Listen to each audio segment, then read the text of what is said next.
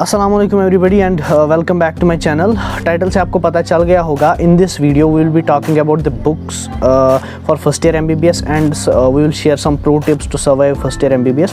So let's start the video.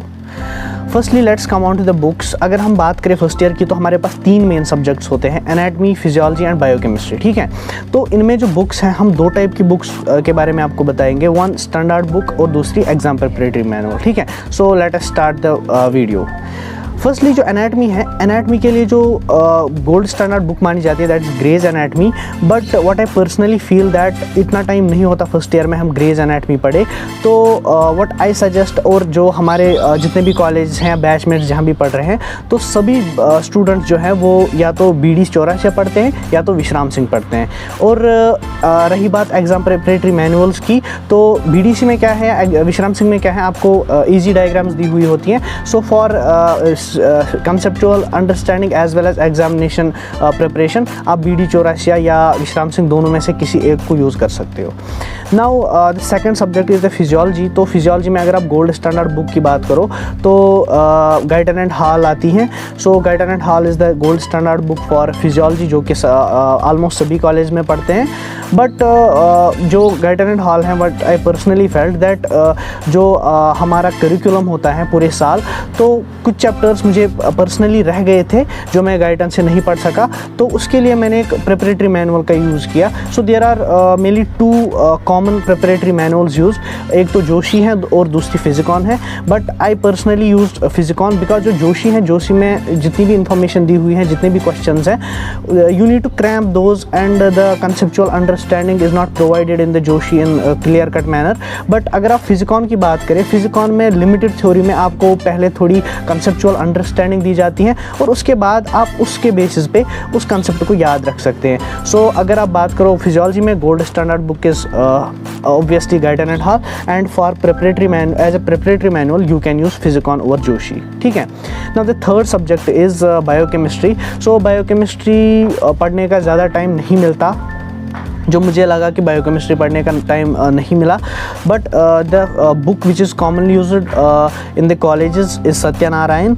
तो आप सत्यनारायण ला सकते हो, और अगर सत्यनारायण नहीं तो एक और बुक हैं जो कि CBME के हिसाब से ज़्यादा अच्छी हैं, that is Vasudevan. So among these 2 books, Vasudevan और Satyanarayana, you can have any of them. ठीक है, सो इसके बाद जो है, इसके बावजूद कुछ बुक्स हैं जो कि आपको कम टाइम के लिए यूज़ आती हैं। व्हाट आई सजेस्ट कि आप उनके PDF रखो अपने पास, जो कि आपको एग्ज़ाम टाइम यूज़ होंगे। और आप अगर आपको बुक्स लानी है तो ये BD चौरासिया या Vishram Singh, Guyton and Hall and Physicon, और सत्यनारायण या वासुदेवन, ये बुक्स आपको लानी है। तो उसके बाद अगर हम बात करें एम्ब्रियोलॉजी की, जो कि एनाटमी का पार्ट है, एम्ब्रियोलॉजी में आप इंदरबीर सिंह या स्नेल्स की जो उसका PDF अपने पास रख सकते हो और उससे आप पढ़ सकते हो, और उतना टाइम नहीं मिलता वैसे एम्ब्रियो पढ़ने का। Same is for histology. जो आपको थ्योरी एग्जाम में हिस्टोलॉजी की डायग्राम्स आती हैं, वो हम मेनली जो इजी हमें रहता है, हम शेट्टी की हिस्टोलॉजी से वो करते हैं। बट इन प्रैक्टिकल एग्जाम्स जो आपको स्पॉटिंग पूछी जाती हैं, उसके लिए जो वो डायग्राम्स होती हैं, वो स्पॉटिंग के लिए जो स्लाइड्स होते हैं, they are taken from DFIR सेटलेस। सो आप अपने पास जो है एक तो जो मैंने बुक्स आपको बोली, उसके ऊपर आप PDF रख सकते हो DFIR का, शेट्टी का, इंदरबीर या स्नेल की एम्ब्रियोलॉजी का। ठीक है, so this completes the books and there are some practical manuals। आप उनकी भी PDF रख सकते हो अपने पास, जो कि आपको प्रैक्टिकल एग्जाम्स में काम आएंगे। so this was all about the books and the PDFs which you have to keep at your place। so after this let's come to the some pro tips जो मुझे लगा मैंने गलतियाँ की फर्स्ट ईयर में और मैं समझ नहीं पाया, और जो मेरे जूनियर्स हैं उनके लिए ये फ़ायदेमंद हो सकती हैं। so the first thing मैं आपको जो डिस्कस करूँगा, दैट इज़ द फ्रस्ट्रेशन जो होती हैं स्टूडेंट्स को जब वो फर्स्ट ईयर में कॉलेज में आते हैं।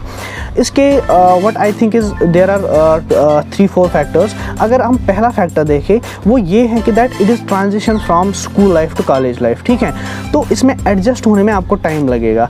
जो आप पहले से स्कूल लाइफ होती हैं, वहाँ पे जैसे आपको टीचर्स के थ्रू आपको स्पून फीडिंग टाइप होती हैं कंसेप्ट्स की, टॉपिक्स की, कॉलेज लाइफ में वैसा नहीं होता। आपको बस ओवरव्यू दिया जाता है और आपको मैक्सिमम पोर्शन जो है वो खुद ही पढ़ना पड़ता है। ठीक है, ये है एक फैक्टर जिसकी वजह से स्टूडेंट्स को को फ्रस्ट्रेशन आती है। And the second factor is post NEET inertia. देखो जब आप नीट देते हो, नीट के बाद आपको काफ़ी टाइम ऐसा मिलता है जब आप फ्री होते हो और आप कोई भी प्रोडक्टिव काम नहीं करते, तो ओवर दोज मंथ्स आप में एक हैबिट डेवलप हो जाती है स्पून फीडिंग की। आप कुछ प्रोडक्टिव नहीं करते तो आप वो कंफर्ट जोन में चले जाते हो।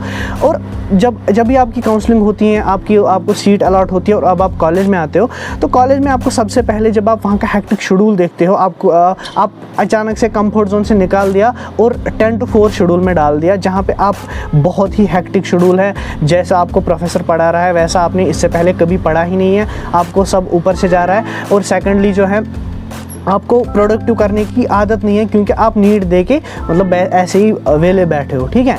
तो उसके लिए भी उस हिसाब की वजह से भी जो है आपको एक फ्रस्ट्रेशन जैसी आ जाती है, ये हम कहाँ आ गए। But you have to keep in mind one thing that आपके जितने भी सीनियर्स हैं, जितने भी मेडिकल स्टूडेंट्स हैं, everyone has gone through this, ठीक है। तो you don't need to hurry, आपको अपने आप को काम रखना है। और दूसरी चीज़ क्या है कि आपको पहले ही जो सीनियर्स होते हैं मेडिकल कॉलेज में, उनकी गाइडेंस बहुत ज़रूरी होती है, ठीक है। तो जितना आप सीनियर्स के साथ इंटरेक्ट करोगे उतना आपको वो गाइड करेंगे। I am not here promoting ragging and all that, but I am just saying that interacting with seniors is very important, because आपके जब एग्ज़ाम्स होंगे तब आपको रियलाइज़ होगा सीनियर की कितनी इंपॉर्टेंस होती है प्रोफेशनल कॉलेज में, ठीक है। तो ये एक दो फैक्टर मैंने आपको बोले क्यों आपको फ्रस्ट्रेशन आती है। Now how to tackle it. देखो सबसे पहले जो मुझे लगा in medical college, the challenge is not to study, क्योंकि जब आप मेडिकल कॉलेज में आते हो जितने भी स्टूडेंट्स वहाँ आए होते हैं सब जो है उन्होंने नीट क्रैक किया होता है और वो पढ़ने वाले बच्चे होते हैं। What is the challenge here is to settle down in the new environment, ठीक है। तो हियर आपकी मेंटल स्ट्रेंथ पे बात आती है, आप कितने मेंटली स्ट्रांग हो और कितना जल्दी आप अपने आप को सेटल करोगे इस सिस्टम में। देखो आपको अभी दिमाग कह रहा होगा कि आप इनिशियल स्टेज है मेडिकल कॉलेज का, आपको भी दिमाग कह रहा होगा कि इतना हेक्टिक शेड्यूल है, कौन फॉलो करेगा, मतलब एग्जॉस्ट होते हैं। बट आपको मतलब ना वो दिमाग को ऐसे फीडिंग कर रही है दैट एवरीथिंग इज़ नॉर्मल, जैसा है इसी तरह सीनियर। देखो आप स्पेशल नहीं हो, जितने भी आपके सीनियर है ना सब इसी प्रोसेस के थ्रू गए हैं। सो इट टेक्स टाइम, मुझे भी काफ़ी महीने लगे थे इस सिस्टम में जो है सेटल होने में। सो आपको भी मैं सजेस्ट करता हूँ रिलैक्स अ बिट। आप अपने आप को इस नए प्रोफेशन में आप आए हो, इस सिस्टम में आप अपने आप को सेटल करो। बाकी जो स्टडीज़ हैं आपको सीनियर्स की गाइडेंस की वजह से आप आराम से सब कुछ कवर कर लोगे। And it is a noble profession. I wish you best of luck for this. And I hope ये जो मैंने आपको थोड़ी सी टिप्स दी into survive first year MBBS, तो आपके लिए बड़ी हेल्पफुल होंगी। सो I wish you best of luck and stay healthy. Allah Hafiz.